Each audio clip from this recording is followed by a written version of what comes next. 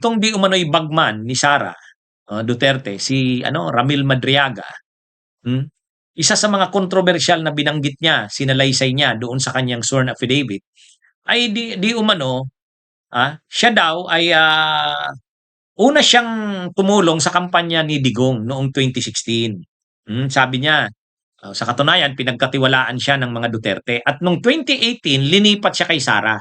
Linipat siya kay Sara at noong 2019, ininstruksyonan siya ni Sara Duterte na buuin yung magbuo ng parallel group. So itong si Ramil Madriaga nagbuo ng isang parallel group para sana sa pagtakbo ni Sara bilang presidente. Kasi yun yung piniprepare nila tatakbo si Sarang presidente sa 2022. Sana. Kaya nagbuo sila ng tinatawag na ISIP daw. ISIP, ang pangalan ISIP. Inday Sara is my president. ISIP. Siya ang founder daw noon. Siya ang national founder, itong si Madriaga.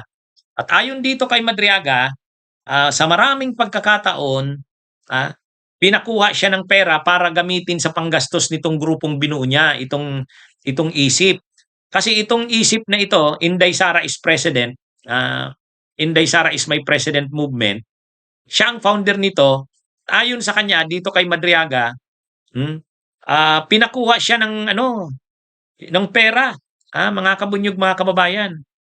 Ayon sa kanya, ayon dito kay Madriaga, ang pundong ginamit nila ng kanilang grupo, yung Easy Pilipinas, yung campaign para kay Sara, November 20, noong 2021-2022, at pati yung iba pang mga parallel groups na para sa kampanya ni Sara, galing sa Pogo operators and drug dealers. Sabi niya, siya raw mismo ang nagpipick up ng mga pera galing sa mga operators na to, sa mga drug operators at saka mga Pogo operators o drug dealers at drug operator at Pogo operators. Kaya nag-pick up daw siya ng mga pera sa halimbawa binanggit niya sa The Gate in Pampanga, sa Vertis North Mall at saka sa Seda Hotel sa Quezon City at Grand Hyatt sa BGC. Ayon yan sa kanya. Kaya yan yung akusasyon nito ni Madriaga. Siya daw mismo ang nag-pick up. Ngayon, ano ba totoo kaya itong mga sinasabi niya? Marami siyang mga pinost sa Facebook na mga pictures niya nung dun nga sa grupong sinasabi niya, yung ISIP, Inday Sara is my president movement, Pilipinas movement. Ang mga post niya sa Facebook 2021-2022 nga. Siya talaga ang founder kasi nakalagay naman doon Dr. Ramil Madriaga, national founder, convenor, no? Kaya din talaga, at saka marami siyang pictures na mga miyembro nila kasama niya, naka-t-shirt sila ng green, Sara. At marami rin siyang pictures na kasama si Sara Duterte. Kaya mukhang yung mga sinasabi niya na tumulong siya sa kampanya ni Sara, na siya yung nagbuo ng grupong ISIP, mukhang totoo.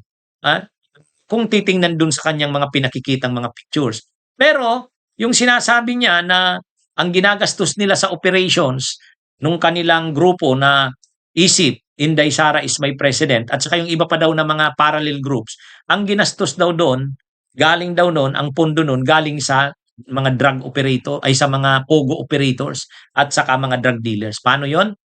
Siya raw mismo ang nagpipick up sa iba-ibang mga lugar, mga binanggit niya, yung sa Seda sa Quezon City, yung Hyatt Hotel sa BGC. Yun, wala siyang pinakitang ebidensya noon. Ang malinaw lang dito, malamang totoo talaga yung sinasabi niya na involved nga siya sa campaign ni Sara.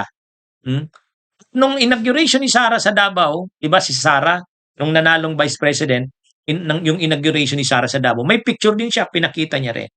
Kaya anyway, nakila Sara Duterte ito at sa mga tao ni Sara ang mag-deny ang sumagot dito sa mga sinasabi nito ni Ramil Madriaga.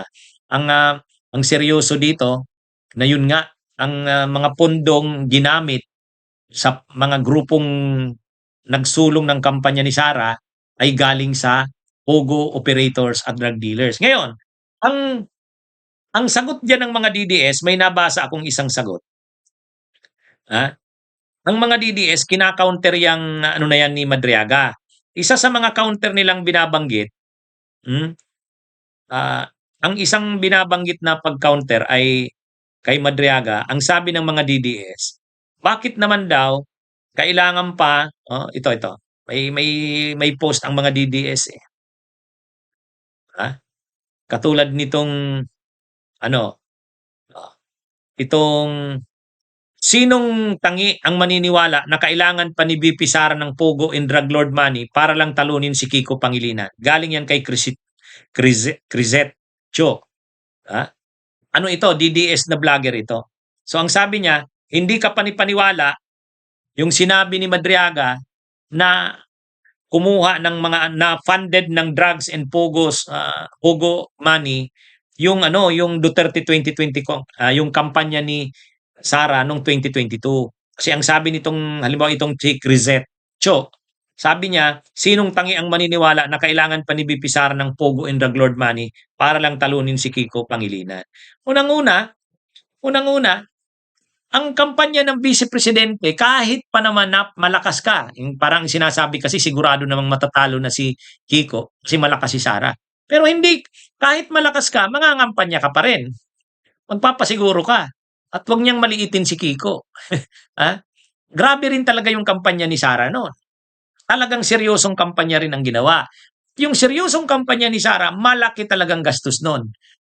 Malaking gastos noon. Ngayon, sasabihin nitong mga DDS vloggers, kailangan pa ba ng pera galing sa drug lords at saka sa pogo operators para matalo si Kiko Pangilinan?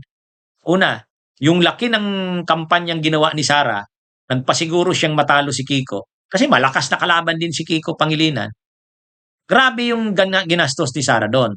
Ngayon, parang ang ibig nilang sabihin, may pera naman si Sara. Kumbaga, bakit kailangan niya pang kumuha sa mga pogo operators at drug lords? Eh syempre, kung ikaw tatakbo ka, kahit may pera ka pa, kung pwede, yung sarili mong pera, wag magamit. Di ba? Kung may mag-aalok sa'yo ng pera galing sa, kahit magaling yan sa katulad nila Duterte, galing sa drug lords yan, galing sa pogo operators yan, tatanggapin nila yan kasi ayaw rin nilang mabawasan yung perang kinurakot nila.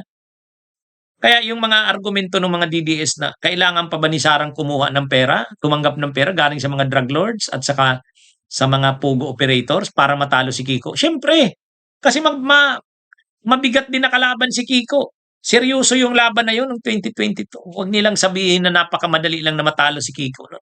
Kaya nga nangampanya rin si Sara ng todo. Magastos yun. Para siyempre, hanggat may mag-o-offer pa sa'yo ng panggastos tulad ng pogo operators, tatanggapin niya yan. At ganyan naman ang mga Duterte. Bunyog, bunyog, halikan na kasama ka. Bunyog, kapag buklod ay may pag-asa. Luzon, Visayas, Mindanao, isa ang pananaw. Sa bagong Pilipinas ang bunyog isisigaw.